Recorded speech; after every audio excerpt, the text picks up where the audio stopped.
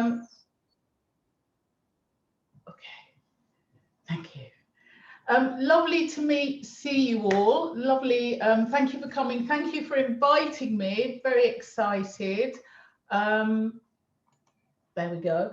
Do you want me to share my slides? I don't think there's a massive amount having my slides, but I'm happy to share that. I'll go without my slides. If anyone puts anything in the chat to the contrary, I'll change it. So a very brief introduction. So I am an osteopath as well as a yoga teacher. I did my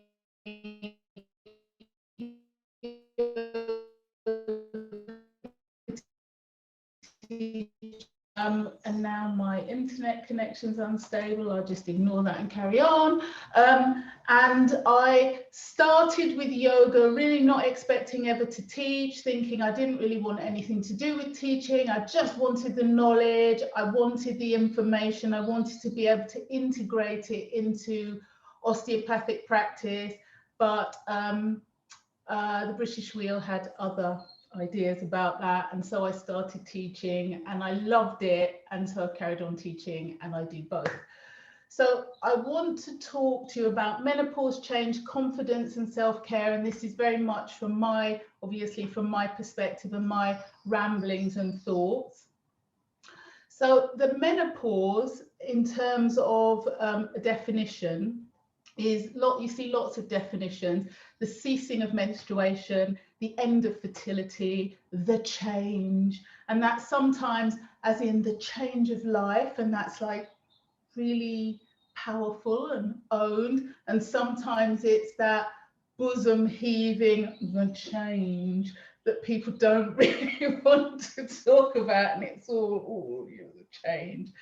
And one of the things I'd really love to happen is that we women feel far more confident in talking about it to the people that matter to us, to the people that don't matter to us, to people at work, if we've got young people in our lives or young people who aren't young anymore but are always young to us.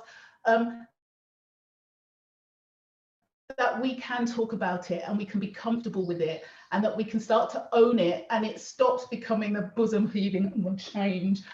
In the same way, I'd love to see at the other end of the spectrum, get rid of this idea of talking about the curse, and it be something that young people, young women really understand.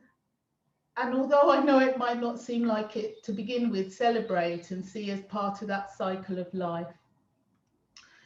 So I think it's a massive thing. It's a big change, and it's sometimes a gradual change and sometimes it's not. Sometimes it sort of comes quite quickly, quite early. I think the average age, I think I've seen 45, 49, up to 52, 53, but it really varies from person to person. And of course, and I just want to touch on this really lightly, for some people it comes very suddenly because of, how would I describe it, gynecological issues or situation where those hormones or the organs are you no longer have them, and so those changes come very suddenly. And sometimes it's a relief, the menopause, but not for everyone. For some people, it's very tied up with things that may or may not have happened for you that you wish did. So it can be fraught with anxiety about what's going to happen. It can be viewed very negatively. And it can also be tied up with concepts of no longer being of use or being invisible. And I think it's a very neglected area of medicine, and that does need to change. And I think there are lots of studies going on, and so there should be, so that we learn more about it, we listen to women's stories, we put more funding into it, and we don't solve everything with just have a hysterectomy, I'll sort it. Which goes back to what I was saying about sometimes those changes happen very suddenly. So I am singing like a canary. And if I was sharing my slides with you, probably the only slide that's worth looking at is a picture of a canary singing. I am singing like a canary. I'm talking about it all the time. Anyone who has the fortune of misfortune of speaking to me for more than 5 minutes, I'll have woven it into the conversation somehow and be happy to share and happy to talk about it, because I feel really strongly it should be normalized and it should be something that we talk about. And yeah, that's probably enough of me rambling on. So that change, I think, wouldn't it be great if there could be a confidence around that change, a confidence around the changes in your body, the changes of it maybe looking different, feeling different, doing different things that seem really weird. And we've all heard about some of them, the hot sweats, the mind fog, the sometimes what can come with that is changes to bony tissue, so osteopenic change, osteoporotic change. Sometimes as you're coming up to the menopause, if your periods become very erratic, they can become very heavy, and with that comes anemia, and with the anemia you can get breathlessness and fatigue and muscle cramps and leg aches and palpitation. I mean, there are lots, I don't want to go into all of them, but just those changes and feeling that there are things that you can do to support and assist those changes. And I think yoga is, you know, that's another thing I can bang on about for forevermore. Oh yeah, yoga's lots of things that can be offered. So yoga as a way of increasing your confidence in navigating the changes that come with menopause. And some of the confidence, I think, for me has come with this, I feel like it's a positive rage. It's partly just getting older anyway and getting more confident and thinking, do you know what, that smells a little bit like BS to me. That probably is BS. So I think I'm just going to ignore that, or I'm going to speak back, and I'm not going to put up with that. But some of that's really positive, because it's a sense of I know myself now, and that kind of rage and that power from within can really be useful and really be harnessed for good, I think.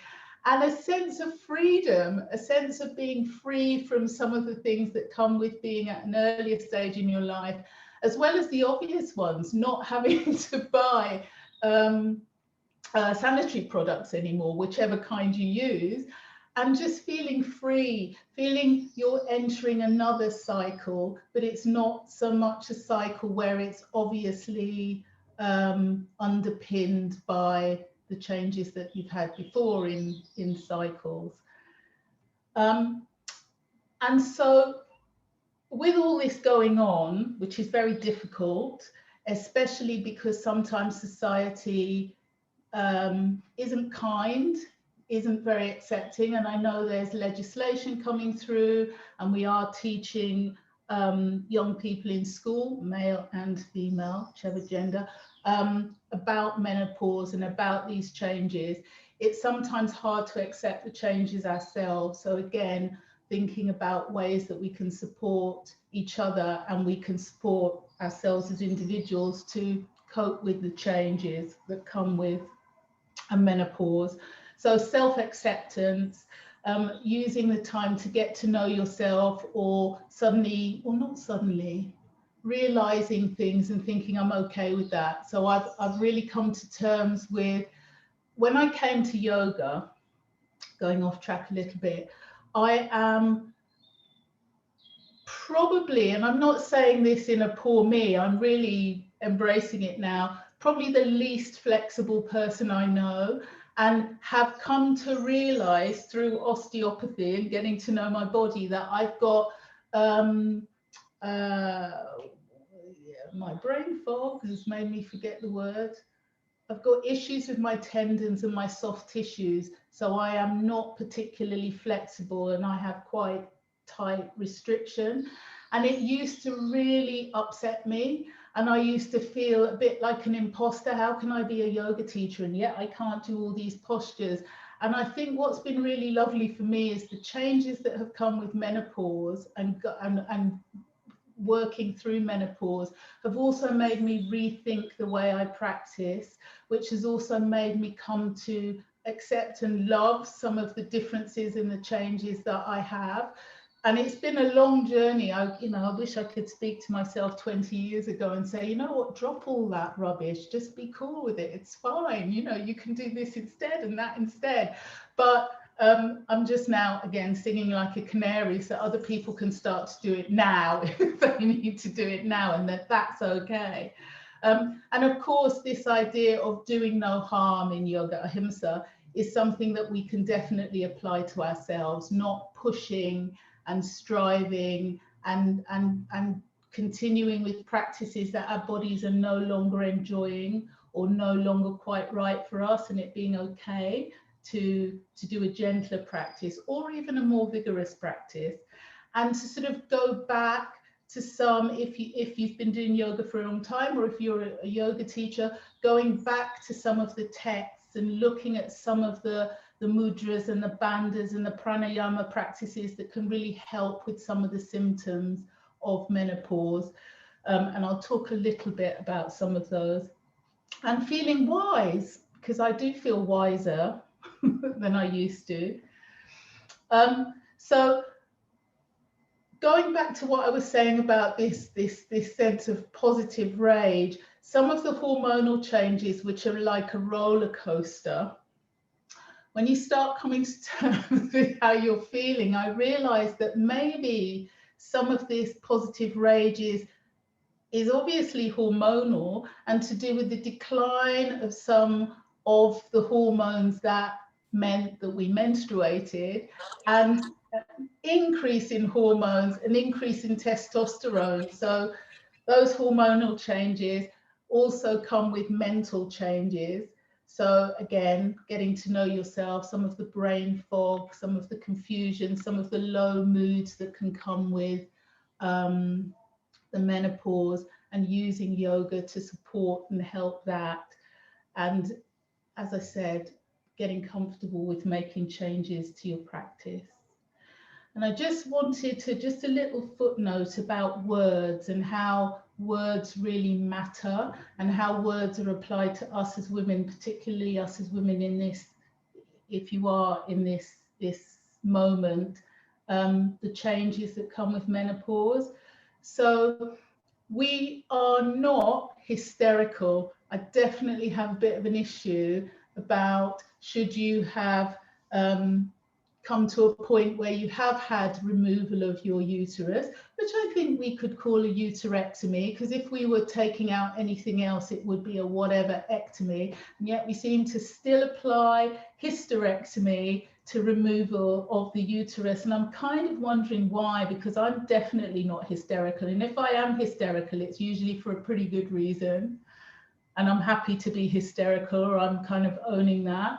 And also, we don't have dowager's humps. I'd like to get rid of that. I mean, what is a dowager? I think that was Maggie Smith in Downton Abbey. She was a dowager, I believe, but I don't identify with that. So if we are coming across any students, or if we ourselves have got changes, spinal changes associated maybe with osteoporosis and osteopenia, that mean there is slight flexion of the upper back, it's definitely not a dowager's hump. It's slight flexion of the upper back, and it's definitely not a humpback, because I think that's a whale, and I definitely don't feel whale-like, not even at my most bloated self. So another symptom possibly. And we're definitely not past it. Well, I don't feel past it, and I certainly would like to declare myself past it. I certainly don't want that applied to me.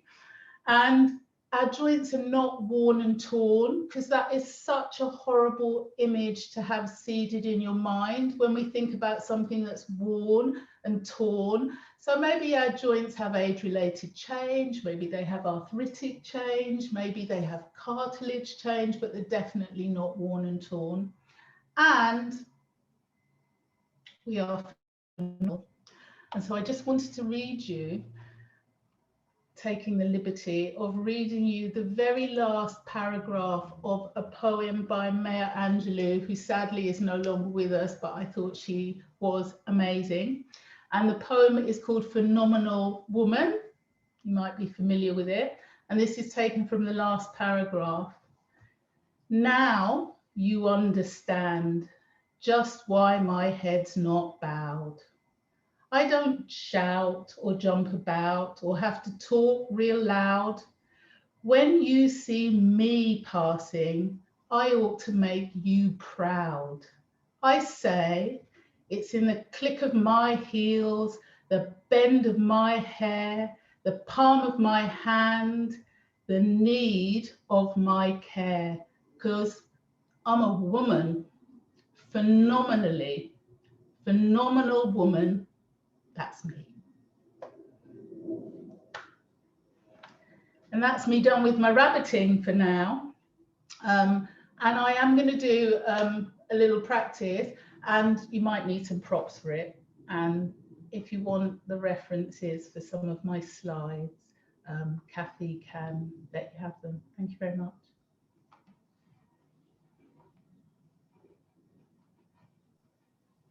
Thank you for that. I like the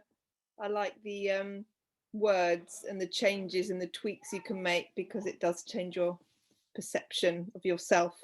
So that's quite helpful, just to bear in mind those things.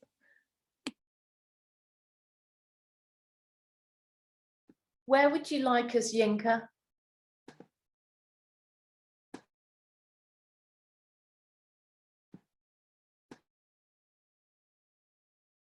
I think you've muted yourself.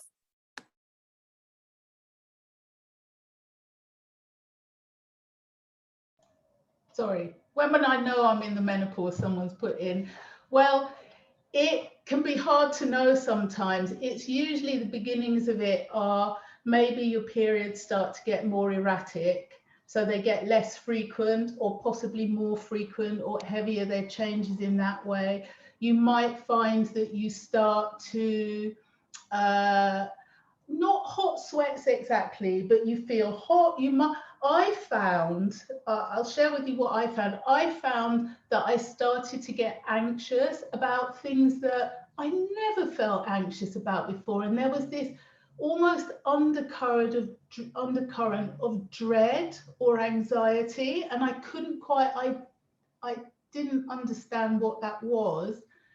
And then quite a few months after that, I started to feel a bit warm. And as someone who's always been cold, this was a bit of a shock. So my partner, who's always saying, oh, it's a bit warm in here, can we open a window? No, we can't, it's cold, close the window. I was suddenly saying, oh, it's a bit warm in here, can we open the window?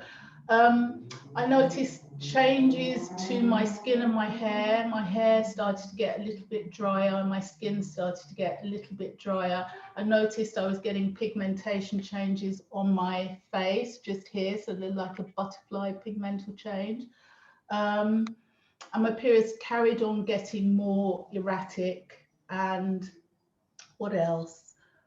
Brain fog, a little bit of finding it a bit harder to concentrate and a little bit harder to stay focused. I've always loved reading. I found I couldn't read because I couldn't concentrate so much. I mean, achiness in my joints, which is what really was the thing that really made me change my practice, because I thought I can't be having this. I need to do my yoga, so I need to change something. So maybe I'll change the way I'm doing it. So a myriad of things. It isn't a case that your periods just stop.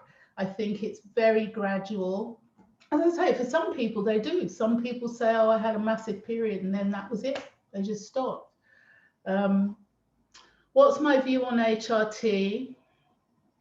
Well, my view on HRT is that it is a very personal choice, but I think the study that was done that suggested it was dangerous and it was linked to breast cancer, that study was of poor quality.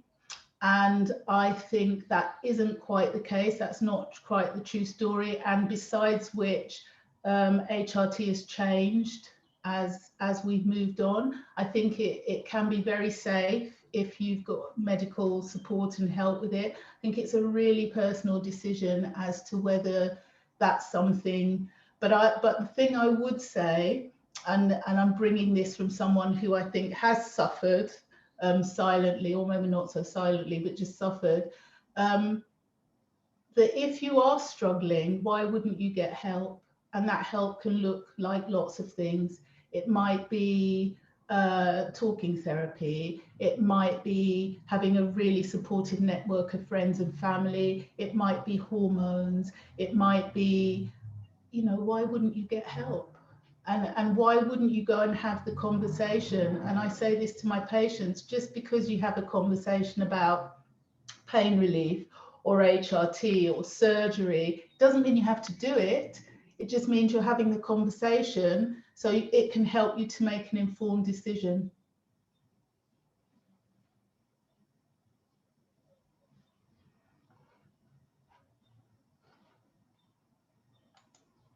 Okay, Cathy, to answer your question, where would I like you?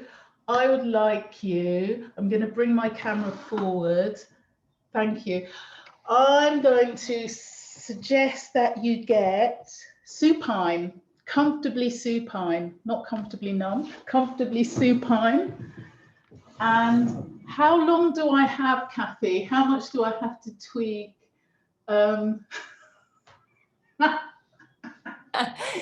You've got until 8, and if you wanted to leave some time for questions, that's up to you. Okay, some quick editing in motion. So I'm going to suggest that we start in Shavasana, your version of Shavasana, lying down, supine. That can be in a butterfly version of Shavasana, so feet together, knees wide, using support around the hips. It could be classical Shavasana, supine version of this, or it could be knees bent, knees up, feet down on your mat. And to just spend a few breaths working in Shavasana with Yoni Mudra. So Yoni Mudra is you are interlacing your fingers, and then you're bringing your index fingers together and your thumbs together. So you're making a sort of diamond like that. I don't know if you can see that. And then you're placing your hands, your mudrad hand, fingers down towards the pubis, thumbs around the belly. So we're doing that supine in Shavasana. I was just standing to show you, and just settling into Shavasana, getting comfortable, and bringing your awareness to your breath. And feel free to support your elbows on blocks if bringing your hands into that position is not so comfortable. And breathing in through the nose and out through the mouth in a long extended sigh. And then gently closing your mouth as you breathe in and out through your nostrils in your usual cycle of breath. And once you settle into your usual pattern of breath, start to make space in this time to breathe out as fully as you comfortably can before you begin to take your next breath in.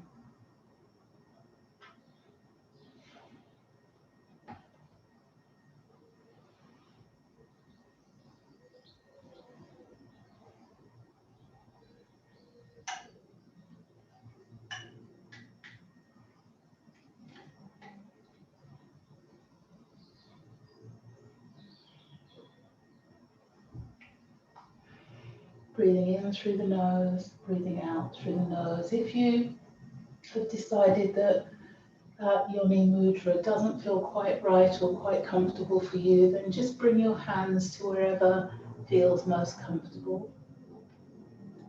Taking a few more breaths.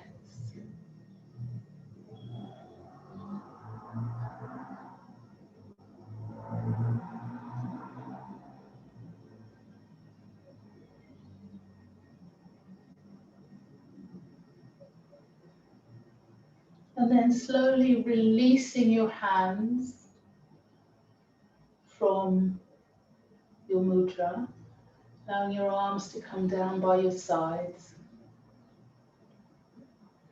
Slowly starting to wriggle your fingers and your toes, and gently let your head roll or turn from side to side. And relax. And if you haven't already, bend your knees to bring the soles of your feet to your mat.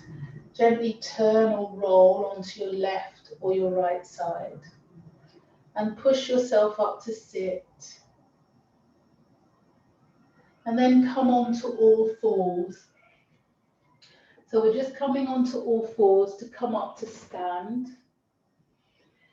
So with any of my suggestions, if you know that that doesn't feel quite right for you, then feel free to do your version. And I'll try and modify as we go.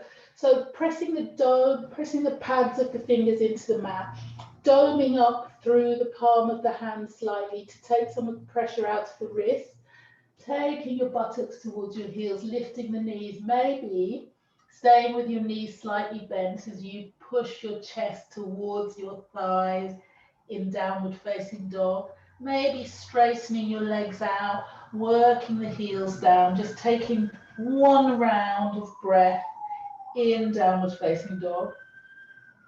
And then starting to walk the feet towards the hands.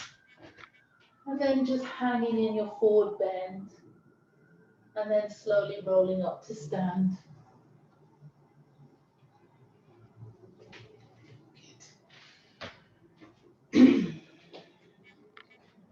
Okay, so we're just going to stand, feet hip width apart, just activate the feet. So I've taken this tiny section from Pavanmuktanasana, which is in the slides as a book reference from Asana, Pranayama, Mudra and Bandha from the Bihar School of Yoga.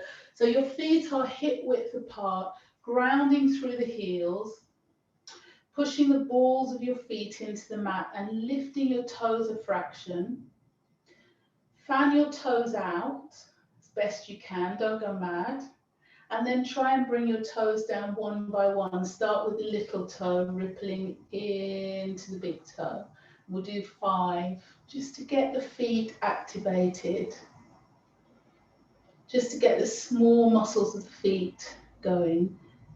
And if you've got a very stiff big toe, this is quite a good one to do, to just get those toes moving. And when you've done 5, taking a breath in, coming up onto the balls of the feet, try and keep the body weight central. Breathe out, lower the heels.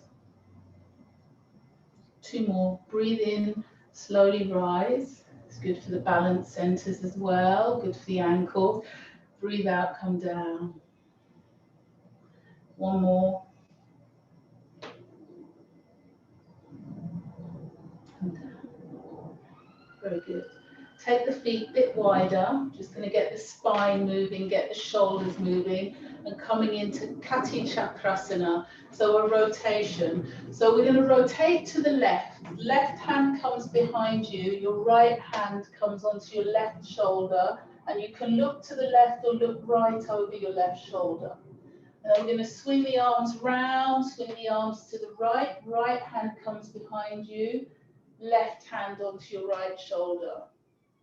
And we're just going to speed that up at your own pace, maybe spotting the same point behind you. If you have balance issues, really take this one easy. We don't want to get into a Wonder Woman spinning thing. And then just slowly coming back to center. Very good. And then step the feet a little bit wider, coming into bow and arrow pose. So turn your left foot out slightly, turn your right foot in slightly, and turn the pelvis forwards. So we're going to draw our raise our imaginary bow, draw, release our arrow. So the left arm comes out to the left, the right arm comes across the body on an in-breath. Breathing out as you draw the right arm along the left arm, along the front of the chest and behind you, and lower your arms. We're going to do 5. Breathe in, swing to the left, bring your gaze to that left thumb. Breathe out, draw the right arm across the left, across the chest and down. In your own time, 3 more. Breathing in to lift your bow, breathing out to release your arrow. Gaze to that left thumb. When you've done your 5 to the left, let the arms relax. Pivoting on that left heel. Turn the left foot forward and slightly in. Pivoting on the right foot, turn the right foot out. Same to the right. Breathing in, lift your bow. Breathe out, release your arrow. Feeling your shoulders and across the front of your chest expanding. Getting those upper back joints, shoulder joints moving. And when you've done 5 to the right, sorry, I've lost count. Gaze at that right thumb. Relax your shoulders. And turn your right foot forward. Inch your feet so that they're wider than hip width apart and you've got your feet turned out. We're coming into a horse twist. Bend your knees slightly, be soft through the knees. Tip your pelvis as if your pelvis was a bowl of water and you were tipping the water backwards out of that bowl. Draw the pelvic floor muscles up, draw the abdominal muscles in. Bring your palms onto your thighs, lean forward slightly. Lean forward, breathe in, lift the chest. Breathe out as you twist to the left, as you let your right shoulder point towards your left toes. Breathe in, rotate back to center. Breathe out, twist to the right as the left shoulder points towards the right toes. Keep going for 5 each way. Feeling the rotation come from the belly. If you can keep your pelvic floor muscles engaged, that'd be good. Even if they're just flickering off and on, that's also good.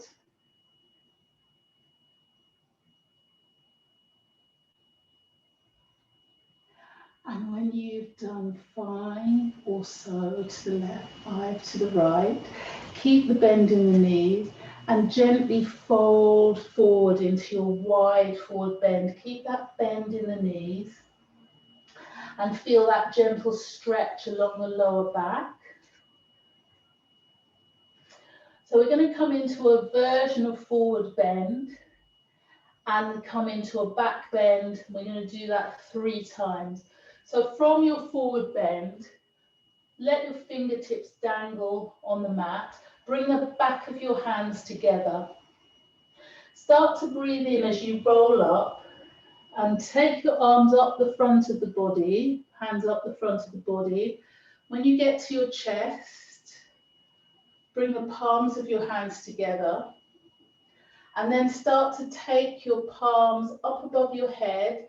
Bend your elbows, send your elbows forward, take your hands back, lift the chest into a slight back bend. Breathe in. As you breathe out, extend the arms forward and gently sweep back down into your forward bend.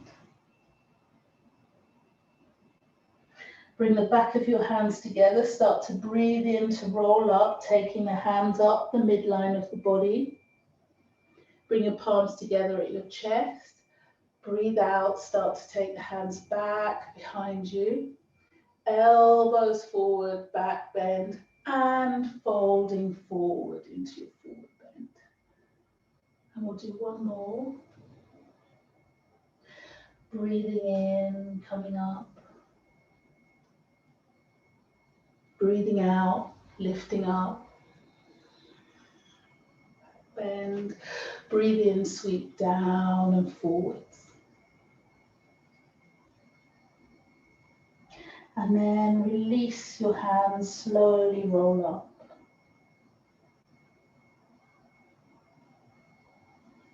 Very good. We come into a dynamic side bend. So keeping the feet wide, keeping the feet, don't claw the toes. Turn your left foot out, bending your left knee and keeping your right leg straight. Knee, not so much knee in line with heel, but what you don't want to do is let your knee rotate forward and keep your chest pointing forwards. Take a breath in. Breathe out, side bend left as you bring your left forearm onto your left thigh. Breathe in, send your right arm forwards, send it up parallel to your ear. Breathing in, breathing out. So now imagine you've had a huge ball that you're holding with your left hand and your right hand, left hand on the bottom, right hand on the top. Breathe in as you lift this ball to the center, straightening your left leg. Breathe out as you send this ball to the right, as you bring your right forearm onto your right thigh and your left arm parallel to your ear. And we're going to do that twice more. So breathing in, lift our ball, straighten the right leg. Breathe out, side bend left, take the ball to the left. And keep going in your own time. Breathing out as you come over to your side bend. Breathing in as you carry your ball up.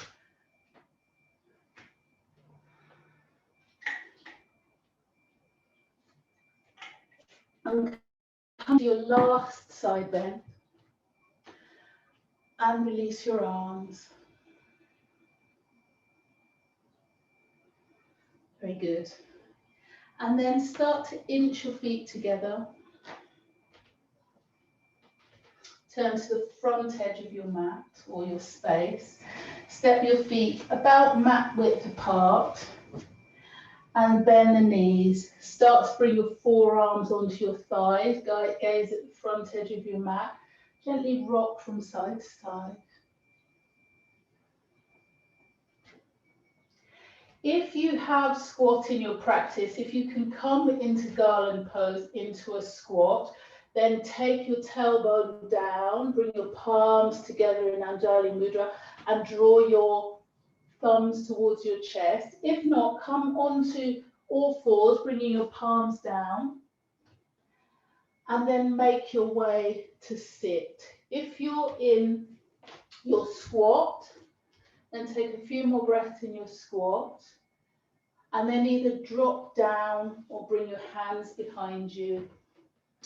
Take your seat down. So we're just going to sit in Sukhasana, easy pose. Feel free to take a cushion or a folded blanket or a block to sit on to raise your pelvis, to help drop the knees, and feel free to have blocks or supports under your thighs or your knees to make yourself comfortable here.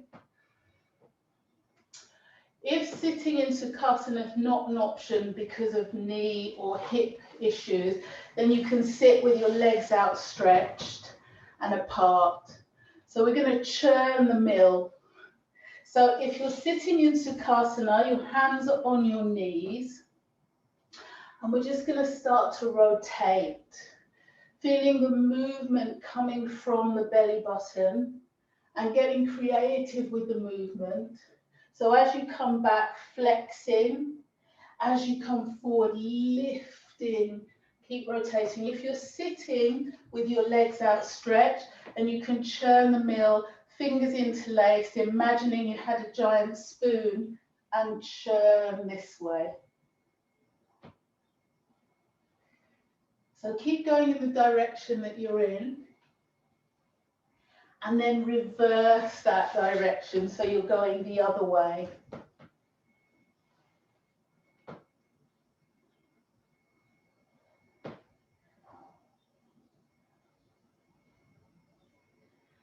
And relax. So just take the legs forward into Dandasana, just to give our knees and hips a little break. Feet thighs together, feet together, and just rotate the thighs in from the hip to bring your insteps and your big toes together, palms down either side of your hips or your thighs, roll your shoulders back and down, pull up through the pelvic floor, breathing in, breathing out, and relax. And then coming back to Sukhasana, or sitting with your legs outstretched. So we're just going to do a breath practice for cooling, which you might like. It's called Shitali Pranayama. And we're going to do it with Bhairavi Mudra. Bhairavi was a goddess, it's a sort of female to Shiva. And Bhairavi Mudra is the right hand cupped, just sort of almost on your lap or just in front of your pubic bone or around your abdomen, and the left hand cupped on top of the right, relaxing the shoulders. And the breath is, so now, bit of physiology. So some people can curl their tongues, they can poke their tongues out and they can sort of curl their tongues like a boat or have a furrow. So if you are one of the people who are genetically made, so you can do that, then you can furrow your tongue, make that boat, stick your tongue out. If you can't do that, then purse your lips very, very slightly as though you were going to whistle. And have your tongue just sitting low in your mouth, and whichever position you've got your mouth or your tongue in, we're going to breathe in through the mouth along the tongue, so you get this cooling effect along the tongue as you suck the air in along the tongue as you breathe in, and then as you breathe out, gently close the mouth and breathe out through the nose. And we'll do 9 rounds. So you can gently close your eyes. If you're working with Bhairavi Mudra, and then gently closing your eyes, sticking your tongue out, making your furrow or pursing your lips, breathing in, sucking the air in and along your tongue so you get that cold feeling. Breathing out through your nostrils.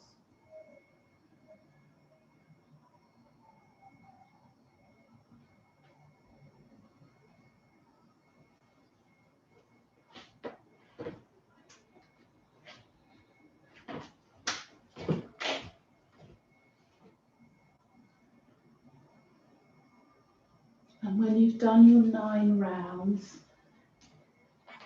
gently make your way into Shavasana.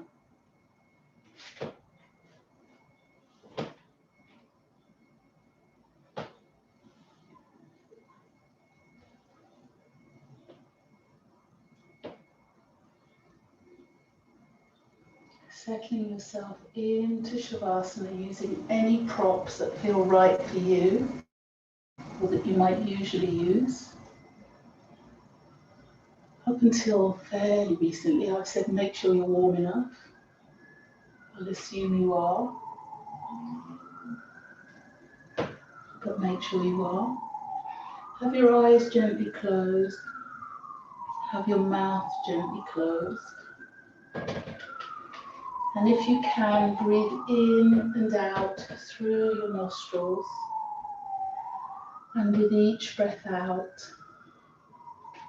relax by allowing the floor to support your body weight as you give your body weight up to the floor.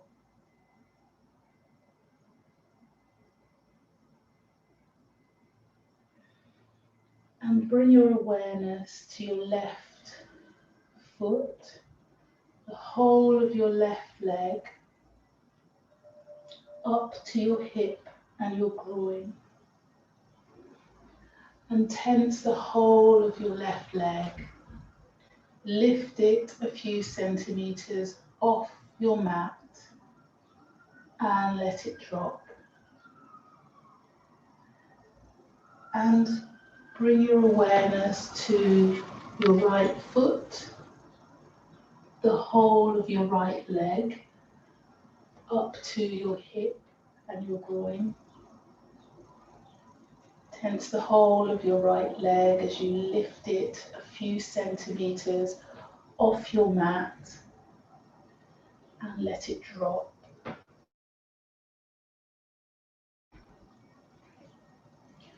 Bring your awareness to your pelvic floor muscles, to the muscles around your pelvis. Squeeze the muscles of the pelvis and the pelvic floor as you hover your pelvis a few millimeters or centimeters off your mat and let it drop, relaxing your pelvic floor and your pelvic muscles. And bring your awareness to your left fingers, whole of your left arm, up to your shoulder and your armpit. Tense the whole of your left arm, hover it a few centimeters off your mat or the floor and let it drop.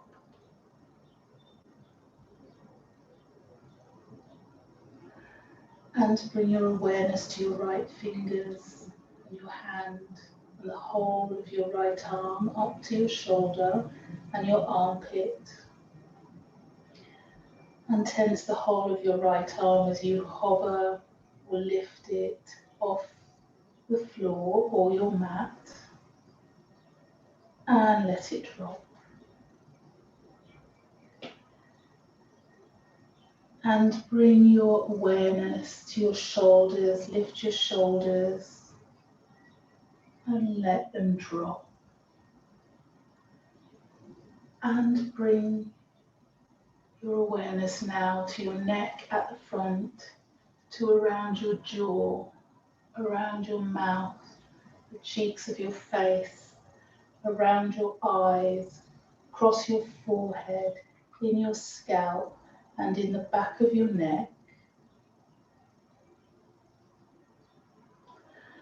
And open your eyes wide, open your mouth wide, poke out your tongue, make a loud roar, a loud sigh, a loud release.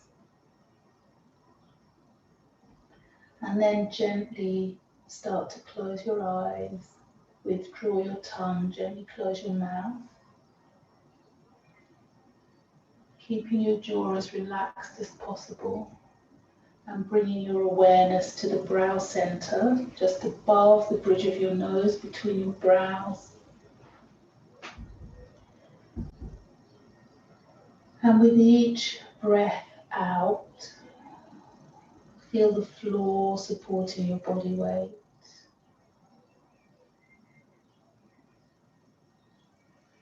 Notice the front of your body slowly rising with your in-breath and falling with your out-breath. Notice around your lower rib cage the expansion on the in-breath and the contraction on the out-breath.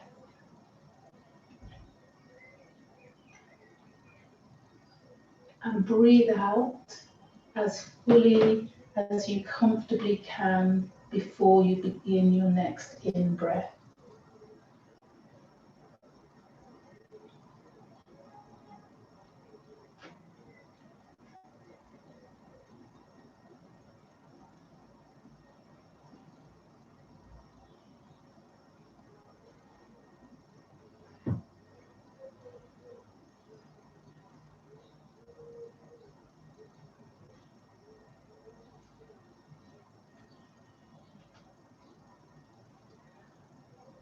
And on your next breath out, allow your awareness at the brow center to slowly fade from your mind.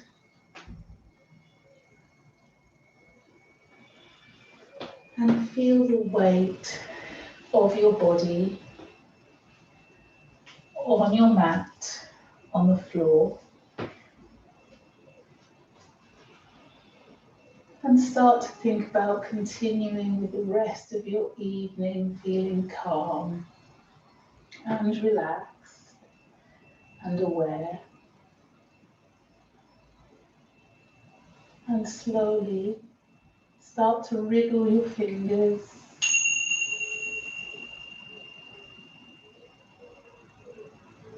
and your toes.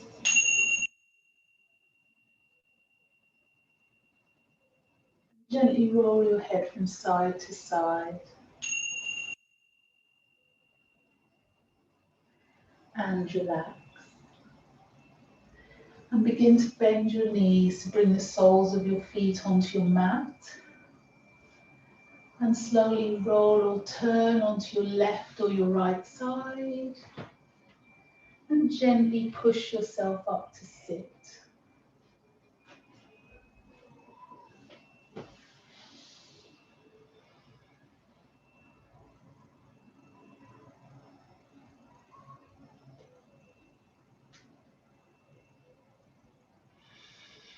Thank you very much, everyone.